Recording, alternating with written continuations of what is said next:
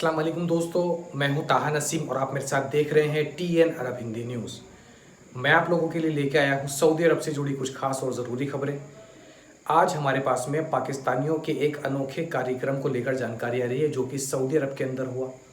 इसके अलावा दो गैर मुल्कियों का सऊदी अरब के अंदर आज क्यों सर कलम किया गया। इसके अलावा बहुत सारी खबरें आ रही हैं, तो सभी खबरों के बारे में विस्तार से बात करेंगे। आप लोगों से गुजारिश है कि वीडियो में शुरू से लेकर आखिर तक बने रहें ताकि सारी जानकारी आपको मिल पाए। तो चलिए खबरों की शुरुआत करते हैं। पहली खबर हमारे पास आ रही है जवाजात की तरफ से।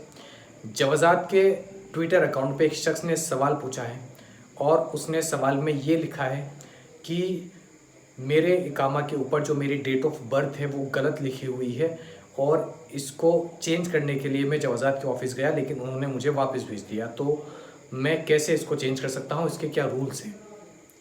जवाजात ने इसके जवाब में लिखा है कि इकामा में कोई भी तब्दीली करवानी हो या फिर पासपोर्ट में कुछ करवाना हो, ये सारे जो काम हैं इसके लिए गैर मुल्की डायरेक्टली जवाजात के ऑफिस में यानी कि पासपोर्ट ऑफिस में नहीं जा सकता, उसको इजाज़त नहीं होती।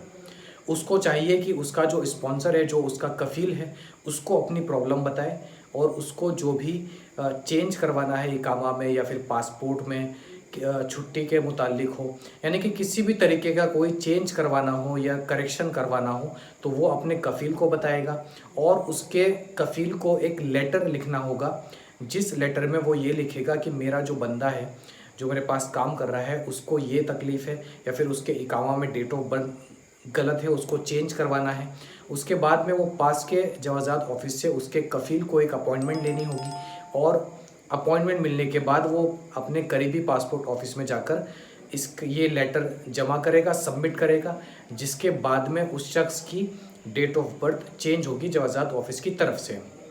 खुद गैर मुल्की किसी भी काम में जवाजात ऑफिस के अंदर नहीं जा सकता, इसकी उसको इजाज़त नहीं है और ये एक जुर्म माना जाता है। जवाजात पे एक और शख्स ने सवाल पूछा है और उसने सवाल में ये लिखा है कि मेरी जो वाइफ है वो मेरे रेफरेंस के थ्रू सऊदी अरब के अंदर विज़िट वीज़ा पर आई हुई है और मुझे अब सऊदी अरब 10 दिन के लिए छोड़ के जाना है किसी काम की वजह से। तो क्या मैं अपनी वाइफ को सऊदी अरब के अंदर छोड़ सकता हूँ या फिर उसको साथ ले जाना पड़ेगा। इसके जवाब में जवाजात ने लिखा है कि आपकी वाइफ अगर विज़िट वीज़ा पर आई हुई है तो जब तक उसकी वीज़ा की वैलिडिटी है तब तक वो सऊदी अरब के अंदर रह सकती है। और जितने भी लोग अपनी फैमिली के रेफरेंसेस से आते हैं विज़िट वीज़ा के ऊपर उनकी फैमिली मेम्बर का नाम लिखा होता है, जिनके पास वर्क परमिट होते हैं, तो उन लोगों को इसके लिए कोई रेस्ट्रिक्शंस नहीं है, कोई पाबंदी नहीं है कि उनके फैमिली वाले अगर सऊदी अरब छोड़ के जाते हैं तो उनको भी जाना हो। पर जब तक उनकी विज़िट वीज़ा में टाइम बाकी है तब तक वो सऊदी अरब के अंदर रह सकते हैं और आप सऊदी अरब से बाहर जा सकते हैं, काम करके वापस आ सकते हैं। उन लोगों को सऊदी अरब के अंदर किसी भी तरीके की कोई परेशानी नहीं होगी।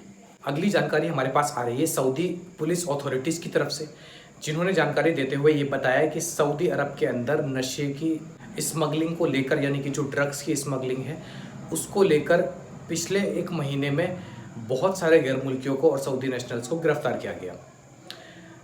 इनकी रिपोर्ट के मुताबिक ताबुक में एक सऊदी शहरी को गिरफ्तार किया गया 188 किलो के ड्रग्स के साथ में। इसके अलावा जजान में 7 यमनियों को उनके साथ में एक सऊदी नेशनल भी शामिल था। इन लोगों को गिरफ्तार किया गया जो कि 8000 नारकोटिक पिल्स यानी कि जो नशे की गोलियां होती हैं उसको सेल करने की कोशिश कर रहे थे। कुछ यमनियों को आसिर रीजन के अंदर से भी गिरफ्तार किया गया, जिनके पास से काफ़ी बड़ी मात्रा में ड्रग्स और हथियार भी बरामद किए गए। इसके अलावा 7 ऐसे लोगों को डिटेन किया मदीना से जो अपनी कार के थ्रू ड्रग्स की स्मगलिंग कर रहे थे और कार के अंदर जो नीचे के हिस्से होते हैं जैसे बोनट में इंजन के नीचे का जो पार्ट था वहाँ पर मैट लगाकर उन्होंने वो छुपाई हुई थी। इसके अलावा डिक्की में छुपाए हुए थे। तो ऐसे कई सारे ड्रग्स की स्मगलिंग को पुलिस ने इस महीने नाकाम किया और पूरा एक अभियान सऊदी अरब के अंदर चलाया जा रहा है नशे को लेकर, जिसमें स्पेशल टीम्स सिक्योरिटी की बैठाई गई हैं, अलग अलग जगहों पर तैनात की गई है। तो ये सारे ड्रग्स के मामले आसिर रीजन हो, जजान हो, ताबुक हो, मदीना हो, मक्का हो, सभी जगह से जो है इन यमनी नेशनलिटी के लोग हों या सऊदी हो या फिर इथोपियन हो, पाकिस्तानी हो, इन सभी लोगों को अलग अलग जगहों से बड़ी बड़ी मात्रा में ड्रग्स की स्मगलिंग के साथ में पकड़ा गया और इनको जो है डिपोर्ट किया गया, बहुत से लोगों को उनके अपने मुल्क, और ज़्यादातर लोगों को सऊदी अरब के अंदर ही डिटेन करके जेल में डाल दिया गया है। और इस जुर्म में जिसको जेल में डाला जाता है उसके बाद में जो नियम होता है वो तो 6 से 8 साल या 10 साल की जेल का होता है और 1 लाख रियाल तक का जुर्माना या 50,000 रियाल तक का जुर्माना। जितनी बड़ी ड्रग स्मगलिंग होती है उसके हिसाब से इसकी सज़ा तय की जाती है। लेकिन पाकिस्तानी हो या कोई भी गैर मुल्की हो किसी भी मुल्क का, एक बार सऊदी अरब की जेल के अंदर अगर वो चला गया, इसके बाद मालूम नहीं होता कि वो कितने सालों के बाद वहाँ से बाहर आएगा। 10 साल हो जाते हैं, 15 साल हो जाते हैं, यहाँ पर लोग मर भी जाते हैं जेल के अंदर और उनके अपने परिवार वालों को पता तक नहीं चलता। तो अगर आप गैर मुल्की हैं, सऊदी अरब के अंदर काम कर रहे हैं, तो ज़रा भी पैसों के लिए इन सब कामों में ना पड़े, अपने काम से काम रखें, जिससे आपका और आपके परिवार का फ्यूचर सुरक्षित रहेगा। अगली जानकारी हमारे पास आ रही है सऊदी पासपोर्ट डिपार्टमेंट की तरफ से, जिन्होंने आज ये बताया है कि 16,26,000 लोग अब तक हज के लिए सऊदी अरब पहुंच चुके हैं अलग अलग देशों से। टोटल जो संख्या है हज यात्रियों की वो आज 16,26,000 हो चुकी है और ये सिर्फ गैर मुल्कियों की संख्या है, यानी कि जो सऊदी के बाहर से हज करने के लिए आ रहे हैं। कुल सऊदी के अंदर से ही लाखों लोग हज के लिए जाते हैं, तो टोटल जो संख्या हो चुकी है अब तक वो 18 से 19 लाख के बीच में हो चुकी है हज यात्रियों की। अगली जानकारी हमारे पास आ रही है मिनिस्ट्री ऑफ इंटीरियर की तरफ से। थर्सडे यानी जुमेरात के दिन 2 यमनी सिटीजन्स का सऊदी अरब के अंदर सर कलम किया गया, उनके सर कलम करने का ऑर्डर जारी किया गया और थर्सडे की शाम में दोनों का सर कलम कर दिया गया। दोनों ही एक टेररिस्ट ग्रुप से जुड़े हुए थे। अब्दुल रहमान फारिस आमिर इन दोनों का नाम बताया जा रहा है और सिर्फ इतना ही नहीं कि इन्होंने सऊदी सिक्योरिटी के ऊपर हमला किया, इसके अलावा सऊदी में रहते हुए ये जिस टेररिस्ट ऑर्गेनाइजेशन के साथ जुड़े हुए थे उनके लिए सऊदी अरब के अंदर काम कर रहे थे।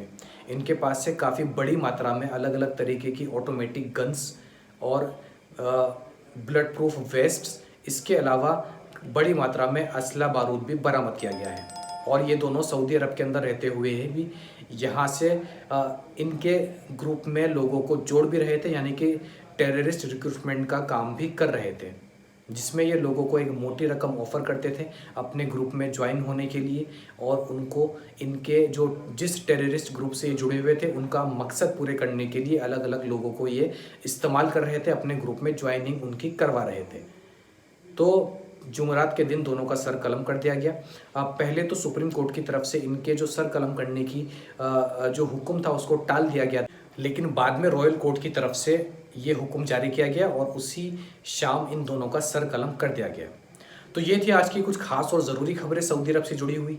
ऐसी ही खबरें मैं आप लोगों तक डेली पहुंचाता हूं। इसके अलावा कोई भी नया कानून आता है वर्करों के लिए या फिर किसी पुराने कानून में कोई बदलाव होता है तो उसकी भी जानकारी मैं आप लोगों तक देता हूं।